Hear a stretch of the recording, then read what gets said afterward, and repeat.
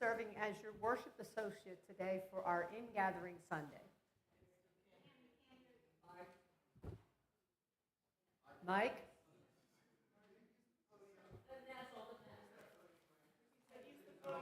Hold on. Try again.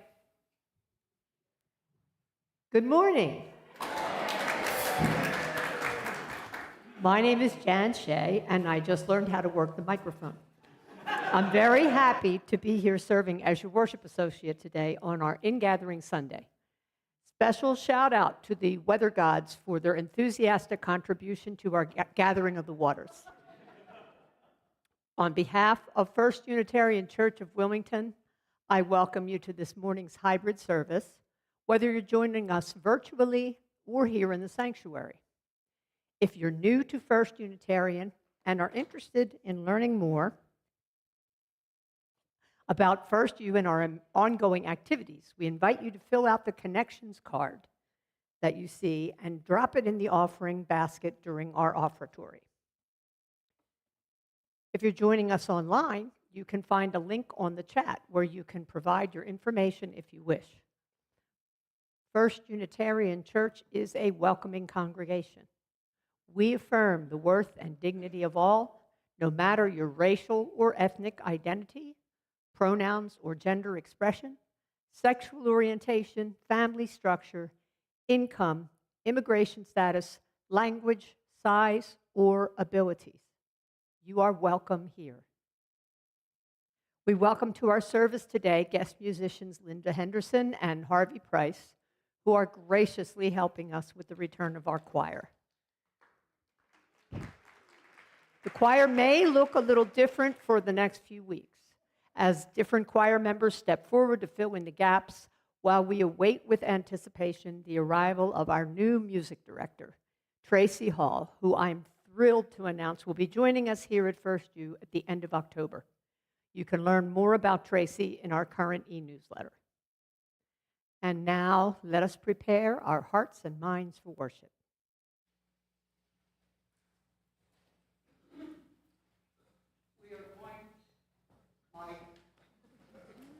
We are going to introduce to you a new hymn that was written just recently by Adam Pod, and it's called Whoever You Are.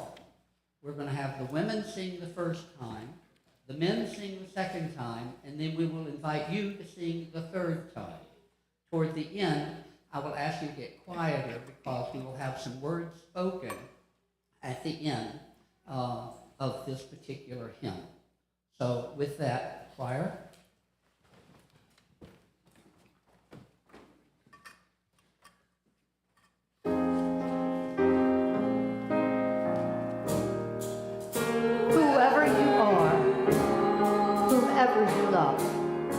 Wherever you are on life's journey, you are welcome here.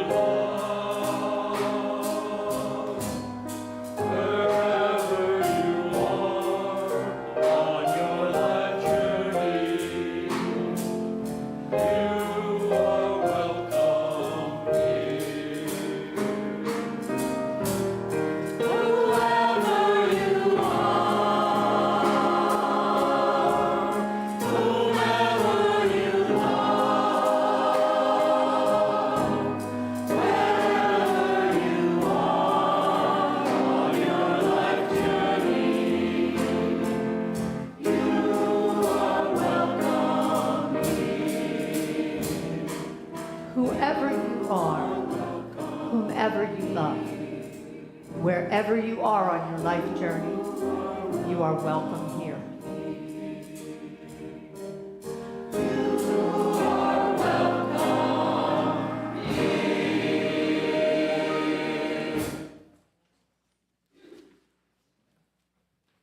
And now, please rise in body or in spirit and join in singing our opening processional hymn, number 1030, Siahamba. And please remain standing after the hymn for our unison affirmation.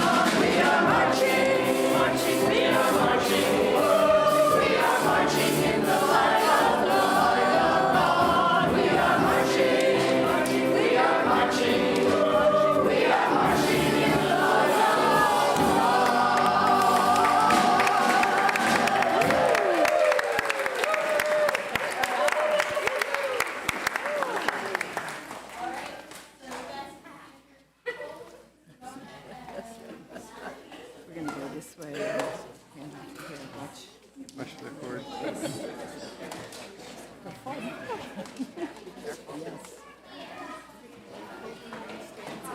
Great. That was so much fun. I want to do that every Sunday.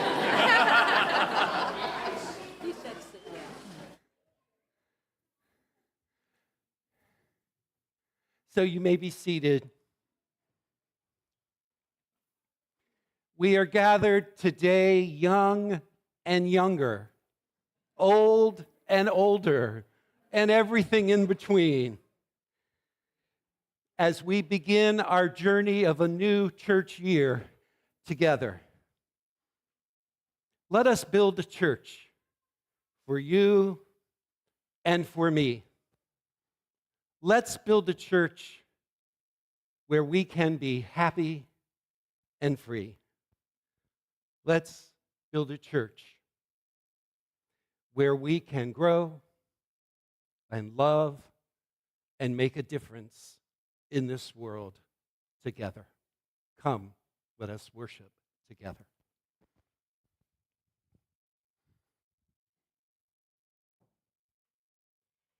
If you have a chalice at home, I invite you to light it now as I invite the Chikala family to come forward to light our chalice.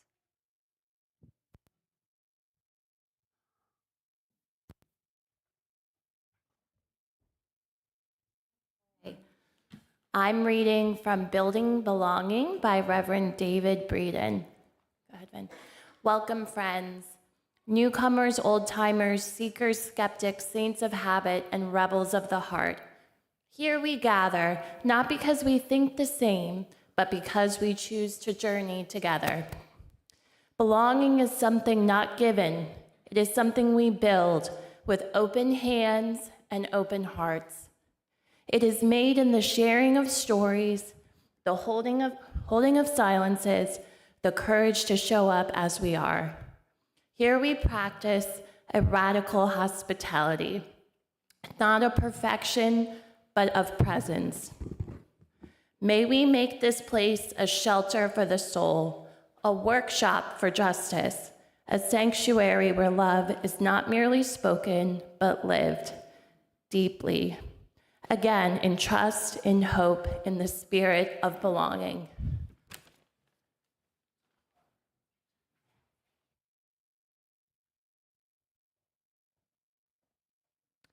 Please join me now in affirming our mission. First Unitarian Church of Wilmington is a beloved community that nourishes minds and spirits, fights injustice, and transforms the world through loving action.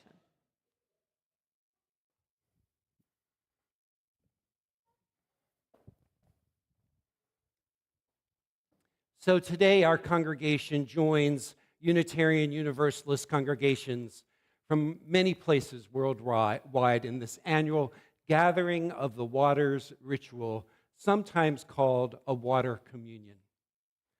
Some of us have brought a small vial of water to add to our common bowls. If not, we've got you covered. We've got some extra water here that you may use. Into this common bowl, we will first pour the waters reserved from the past gathering of the water services of this congregation, from generation to generation.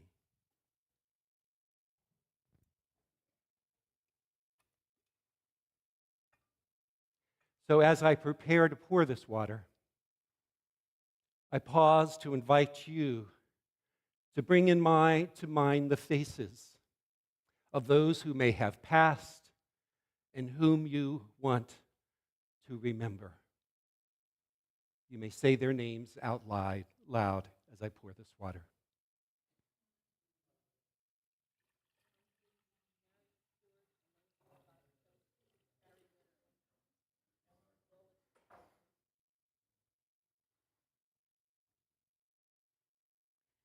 You may also want to reflect upon your most cherished memories of this congregation, the people, the events, and the qualities that make this a beloved place for you, as Reverend Larry pours this water into our common bowl.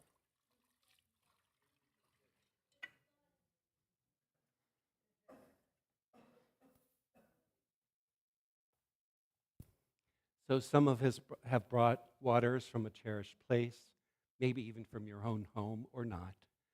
Again, if not, we have these pitchers here that you can use. We will gradually add to these common bowls waters, representing the wellsprings, the life storms, renewal, and streams of justice. Before you come forward to add your water, reflect on what you want your water to represent. It may represent or remind you of a special place. Maybe your water represents the well springs of our life for you. Please take a moment to reflect on what it is that upholds you, supports you, strengthens you, or gives you hope. Or maybe your water represents a life storm. Please take a moment to reflect on those particular challenges that we might be facing or those that we care for may be facing. Your water may represent the life storms that you have weathered and may still be weathering. In challenging times, may we each feel surrounded by a greater love and by the loving presence of this congregation. Your water may represent renewal. Take a moment to reflect on your yearnings for renewal. How might we each open ourselves to reconnection and renewal in spite of whatever challenges we face? How can each of us be a source of renewal for one another? Or maybe your water represents for you the streams of justice. The Hebrew prophet proclaimed, "Let justice roll down like waters, and righteousness as a mighty stream." So bring to your mind and heart right now the places in this world where you want justice to flow, and the places where we, as a congregation, can be part of creating that mighty stream of justice. So as we gather again for this new congregation year, we receive with open hearts and compassionate spirit one another's experiences, just as these many waters are collected and received in these common bowls. As you pour your water into this common bowl, you may, if you so choose, softly say what the water represents for you. We'll ask you to use both sides of this table as you come to pour your water so we can flow through this quickly. And as you come forward, the choir will sing a song to accompany us in this gathering of the waters ritual. So, choir.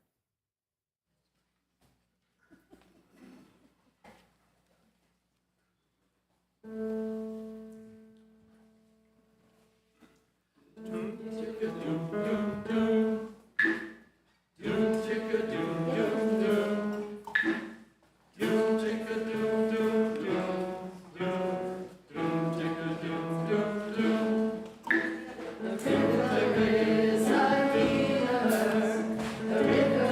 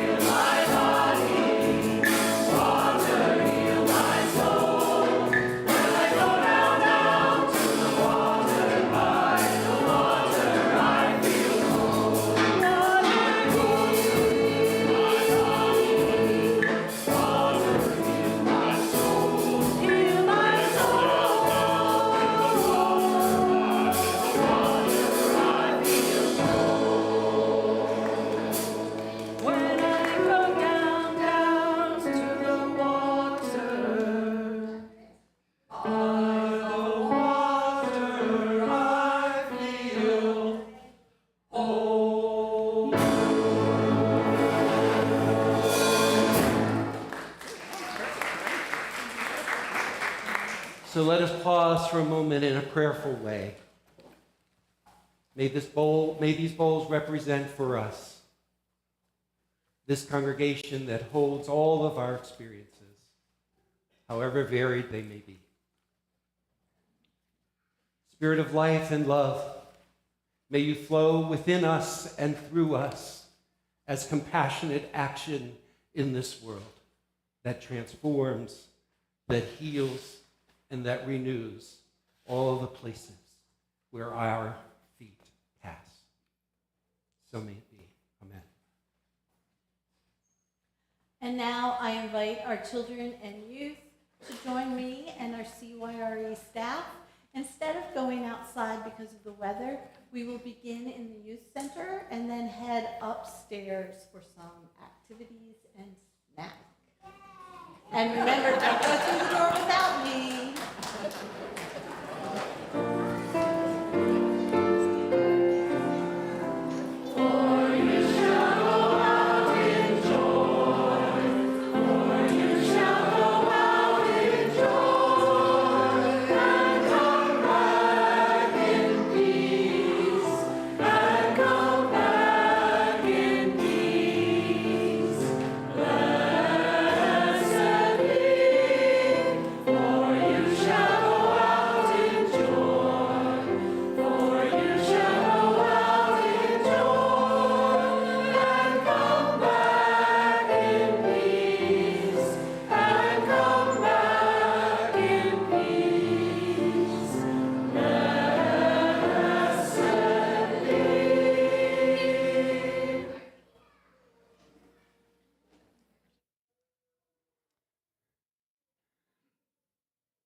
Isn't this an exciting day?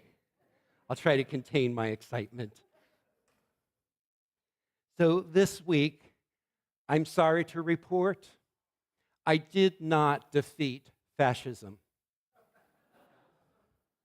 I did, however, make arancini. You know those risotto balls that are stuffed with mozzarella and fried? If you know what it takes to make risotto, then you know what a commitment of time it is. First, you finely chop onions and then mince garlic, put it in the olive oil, let it sizzle for a little bit, and then you add the risotto and let it fry just a little bit so it's just a little crunchy, and then you get some white wine, maybe a third of a cup or whatever, and you pour that into the pan until the wine glazes the rice, and then, the tedious part. You add 1/2 cup of broth at a time and stir the risotto until that's evaporated. Then you add another cup of broth and you keep stirring until eventually the risotto becomes creamy. And then you can add a little Parmesan cheese. That's, however, only the starter phase of making arancini, since then you have to assemble each of these. But this is the end of our cooking lesson for this morning. It was during this time-consuming, and almost contemplative process of making risotto and then going through all the assembly stages of making arancini that I had many memories of watching and assisting my mother as she cooked when I was a child. Those were the times when we seemed to have had our best conversations. One of the consistent themes of those conversations, as it turns out, was my mother telling me stories of what it was like growing up as a young person in the later phases of Mussolini's Italy. She shared the impact of the fascist organizing of people, the obedience that was expected, and the fear that if one did not comply, you could risk punishment. The expectation is that everyone would submit. My mother told me how soldiers came to the house and demanded jewelry and gold that they could use. She told me about food rationing and the so-called black market. And as a young girl, she had to march with other young people to avoid suspicion from the authorities, since her family was hiding others in their home. All of these stories were intriguing to me as a child. As dynamics have been shifting in this country in recent weeks, it's evoked in my memory these stories of my mother's experiences of this gradual suppression of opposition and the use of force and control to create fear. Maybe the stirring of the risotto slowly in a pan with a wooden spoon until the broth evaporated. I had to slowly add another cup of broth. Had a mesmerizing effect on me. Yet I realize that in my reminiscing, that it wasn't just the stories that were evoked, it was the storyteller.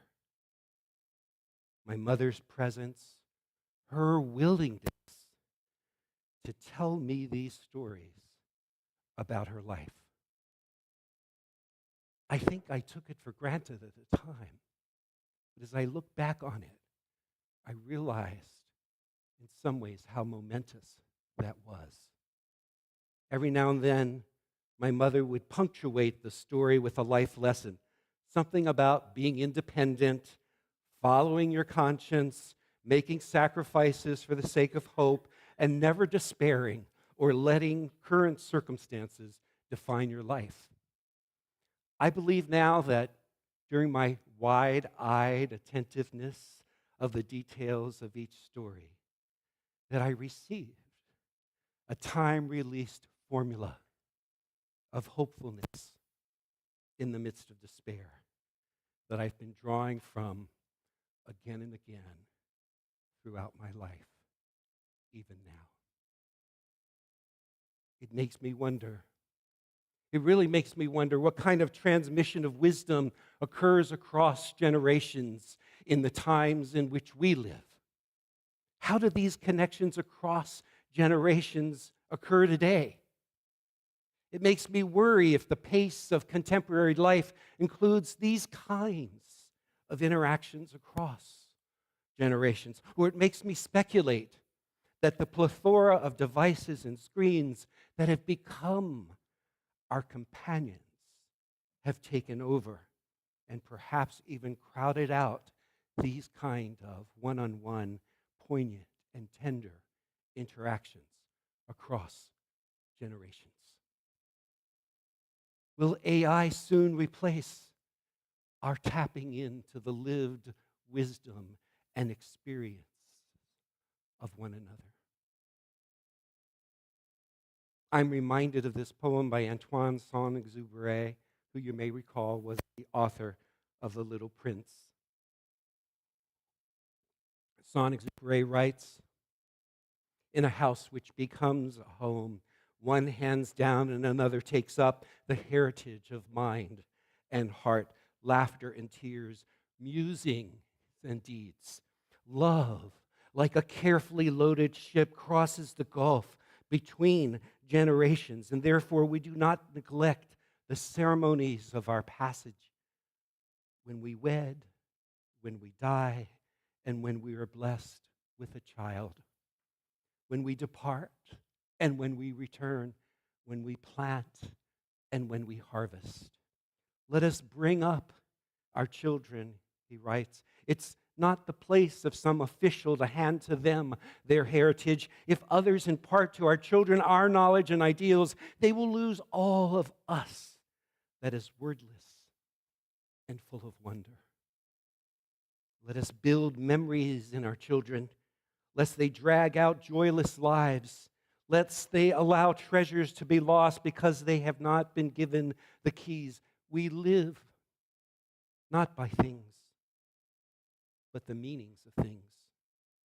It is needful to transmit the passwords from generation to generation." I wonder in what ways do we transmit the passwords from generation to generation in our time? How do we create even the opportunities to do so when so much seems to crowd out and make this transmission even seem insignificant. Do you hear what I'm saying? Just yesterday at a board retreat of all places, I had one of those moments in which we were invited as part of a larger exercise that Carrie was leading us through to pair up with one other person and share on this question: what are your experiences of the holy? In the space of just 10 minutes, my conversation partner, a man just a little older than I, were both brought to tears. I call it holy water. As we reflected together on those sacred moments of life that happen, for example, when we delight in the joy of a newborn child, or when we tenderly hold the hand of a loved one when they are dying. My friends, if there ever was a time in which we needed to transmit the passwords from generation to generation, I believe it's now.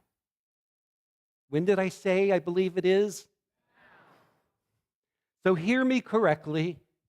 I'm not talking about some nostalgia for a time that has gone by. No, I'm not talking about transmitting, but what I am talking about is transmitting both ways, from older to younger, from younger to older, the passwords that will allow us to get through the times that we are in, passwords that will help us navigate as generations living contemporaneously with one another in the time in which we are in. I'm so distraught by the current times that we're in because I worry about what our children are picking up about the world and about life and about what it means to be human. I'm saddened as I see that some of the hard-fought battles for expanding civil rights and aiming towards justice that many of our elders have dedicated their lives to seem to be under attack. No, they are. They are under attack.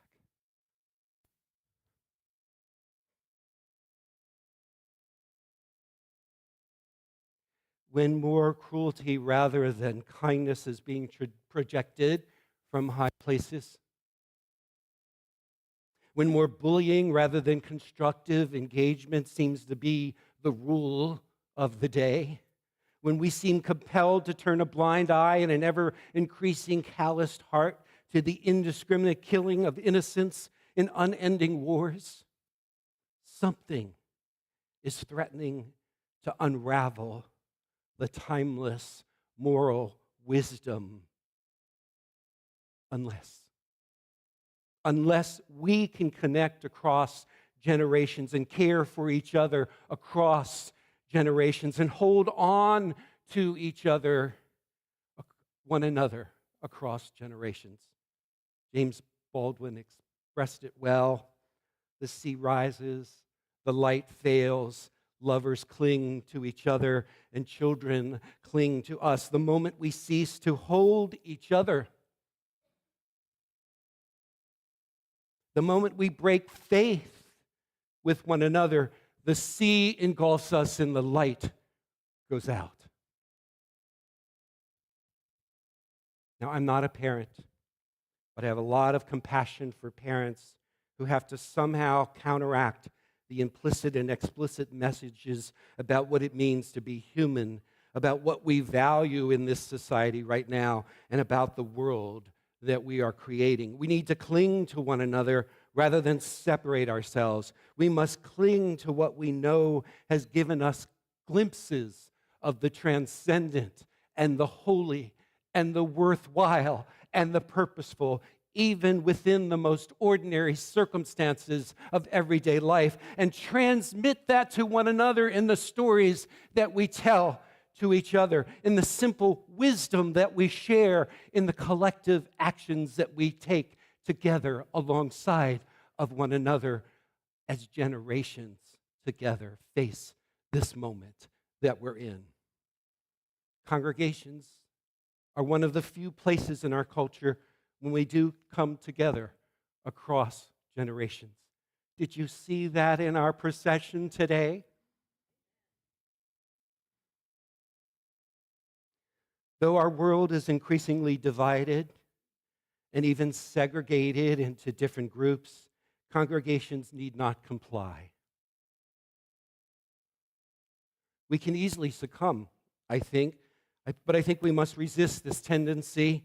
And so I'm declaring today that this year at First Unitarian Church of Wilmington, we will together, with all of your help, intentionally create opportunities for generations to get together, to, as the poet says, cross the gulf between generations. We will invite people to pair up with someone across generations for intentional opportunities for interaction, learning, and connection, rather than fall into our familiar patterns and familiar groups. We will feature services where we focus on the voices of different and experiences of different generations and listen to those experiences and learn from the wisdom that we have to offer one another. We will intentionally pair up across generations with others to do the tasks that live out our mission as a congregation within these walls and beyond these walls. We will critically examine the unintentional barriers that tend to divide us across generations. So, my friends, this is a time at First Unitarian Church of Wilmington when I invite us to engage in what I call co-generating. That is, co-generating, finding the power that is latent within us and among us as we reach out across generations within our congregation and with our broader community to create what will happen next at this corner of North Wilmington and all the places where we decide to show up proactively and just not wait until people show up.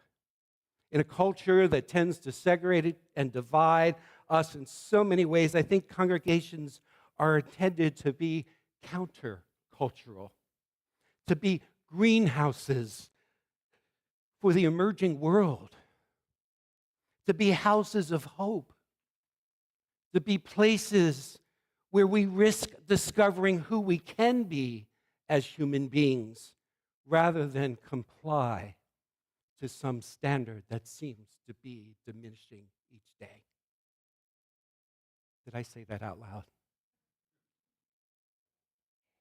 My friend Parker Palmer, in one of his most recent books, On the Brink of Everything, identifies a pattern that exposes a way of thinking that limits cross-generational power and creativity. Palmer counters the argument that the younger generation is solely responsible for the future. Let them do it. It's their job now. It's their work. He asserts that is a cop-out of the old. And it puts an unfair burden on the younger generation. After all, the older generation, for lack of a better way to say it, created this mess. Palmer asserts that change demands us to make an intergenerational effort with young and old working together. He offers a few practices older people could venture to, as he says, share their screw-ups and how they survive them rather than pontificate with wisdom. Does anyone want to start? He also says younger people can be encouraged to evoke their own wisdom by asking open, honest questions and listening. This work of co-generating at First Unitarian Church of Wilmington begins today.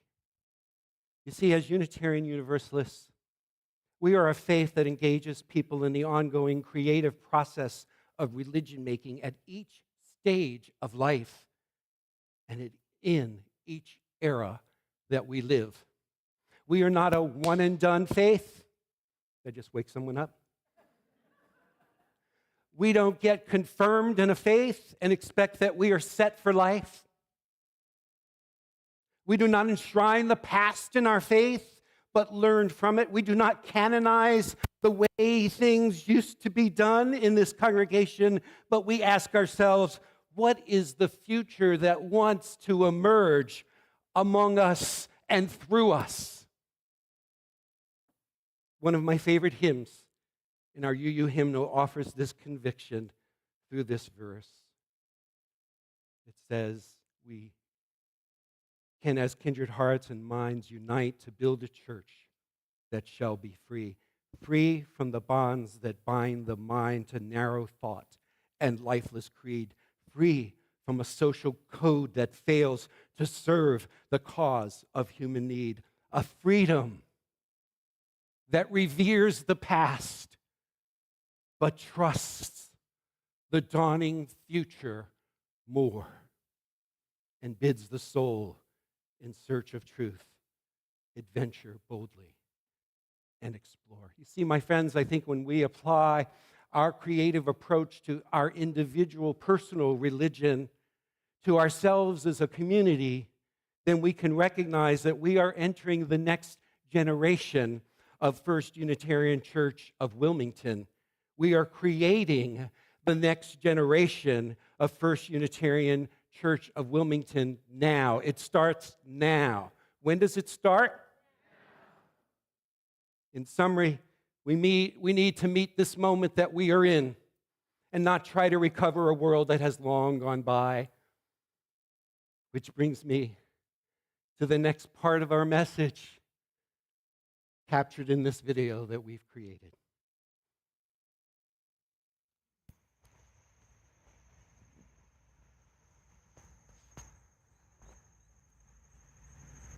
The world that we live in today feels so different than how the world felt a year ago at this time.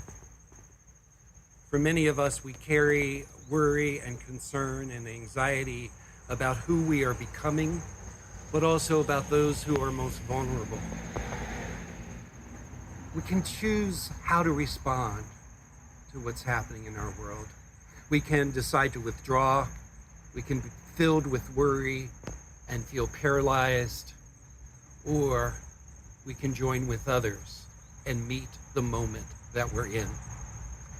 I personally feel that a congregation like the First Unitarian Church of Wilmington is a place where we can gather with others who are dedicated to meeting the moment that we're in, applying our values to transform this world in loving action, to learn skills and perspectives that will enable us to be agents of change and messengers of hope.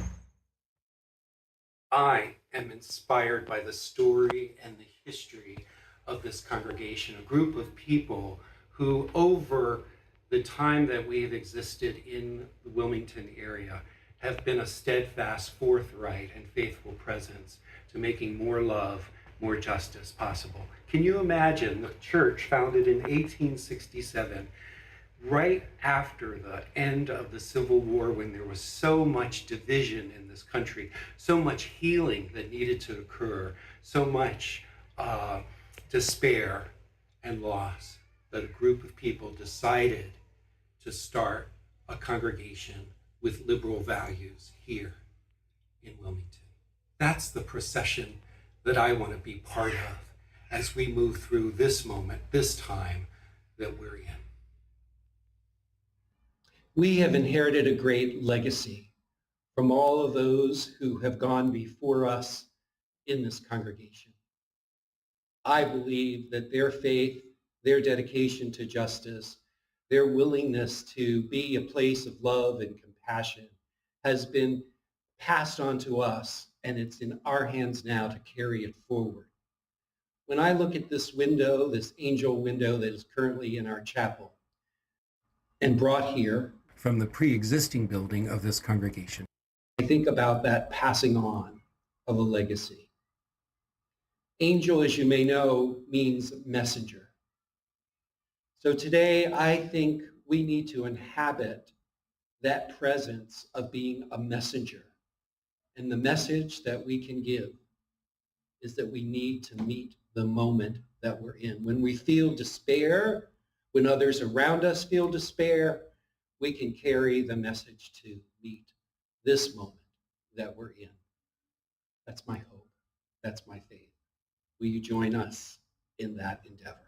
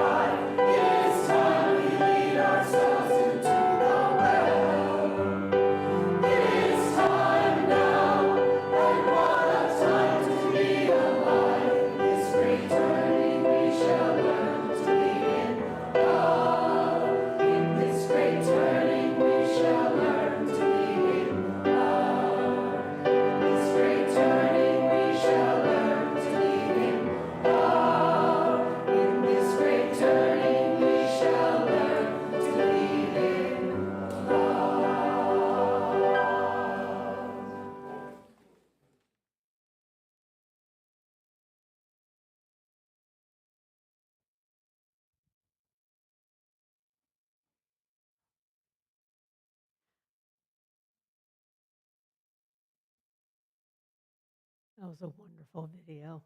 I'm still smiling. Our Share the Plate collection this morning will support the work of UU Dan, our very own UU advocacy initiative that unites the 5 UU congregations across Delaware to engage in legislative action. Now more than ever, our UU values need to be heard in Dover. Your financial gift will help bring speakers to UU Dan meetings and help us organize writing campaigns to our legislators about the important bills we want to support or oppose. Last legislative session, UU Dan's long-standing advocacy to bring medical aid in dying to Delaware paid off. Close to the end of the session, UU Dan held 2 letter writing campaigns that generated a total of 1,172 letters to senators. Finally, after more than 5 years of UU Dan advocacy, the legislation passed and was signed by our governor. Please give as generously as you can to UU Dan. You can also donate to this Share the Plate by sending a check to First Unitarian and indicating UU Dan on the memo line. You can also support the work of First U directly by using one of the 4 ways shown on the screen. Please join me now in dedicating our offering.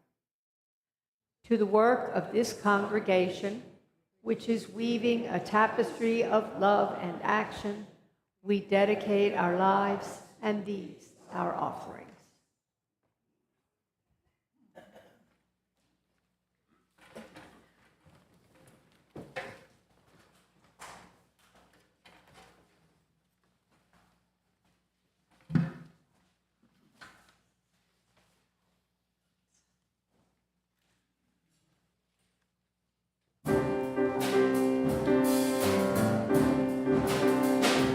Let our hearts not be hardened by those living on the margins. There is room at the table for everyone. This is where it all begins. This is how we gather in. There is room at the table for everyone.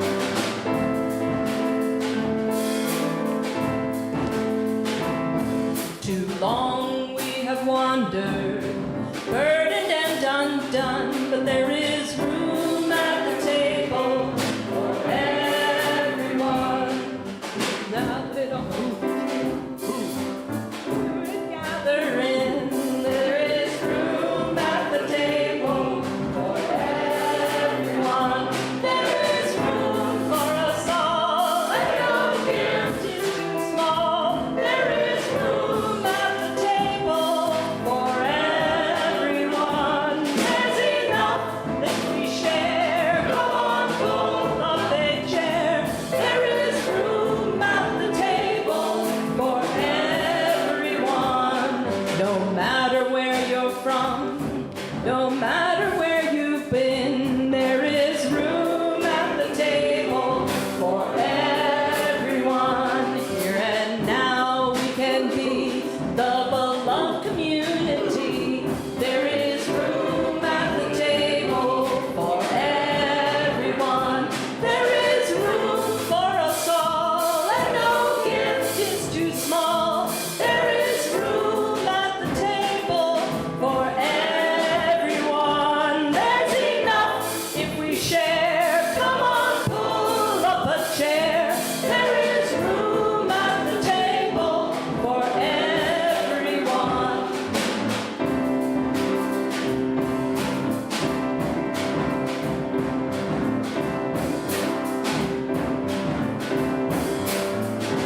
There is room for us all, and no gift is too small. There is room at the table for everyone. There's enough if we share. Come on, pull up a chair. There is room at the table for everyone. Let our hearts not be hardened to those living on the margins. There is room at the table for everyone. Room at the table for everyone. Room at the table for everyone. Room at the table for everyone. Room at the table for everyone.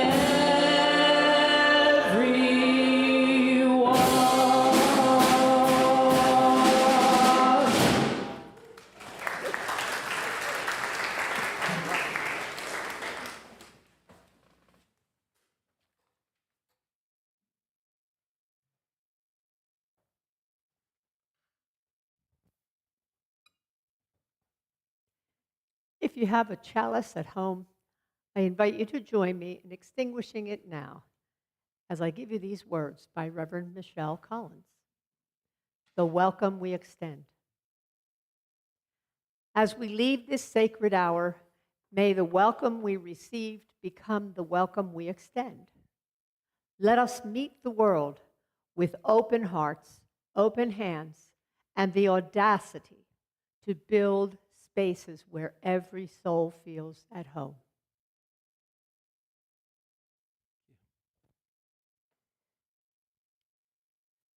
So I have an assignment for you this week.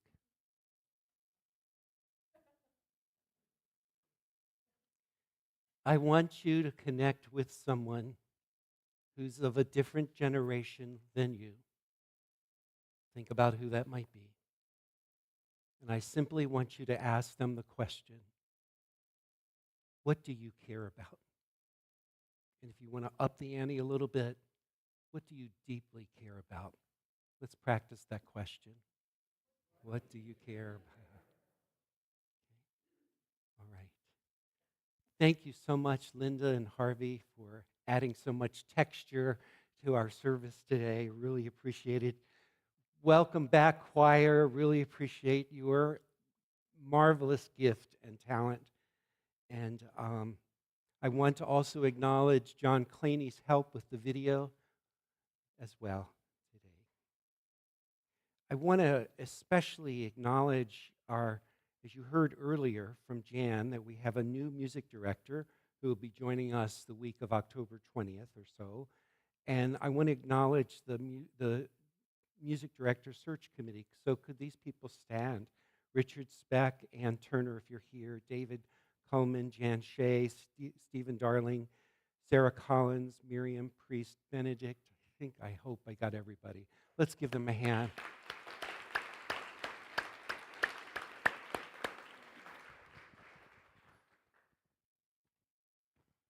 So thank you so much for your efforts this summer.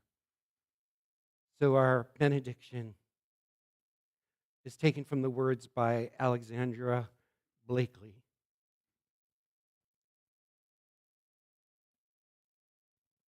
Repeat each line after me. But as you repeat it, look at somebody, just anywhere in the room. You do not carry this all alone. You do not carry this all alone. No, you do not carry this all alone. No, you do not carry this all alone. This is way too big for you to carry this on your own. This is way too big for you to carry this on your own. You do not carry this all alone.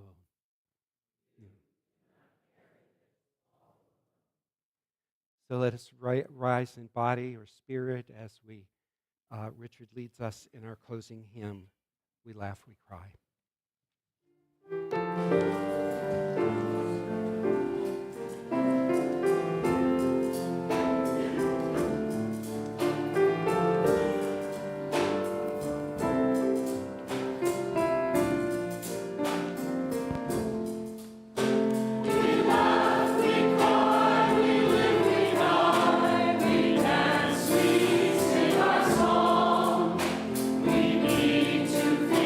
There's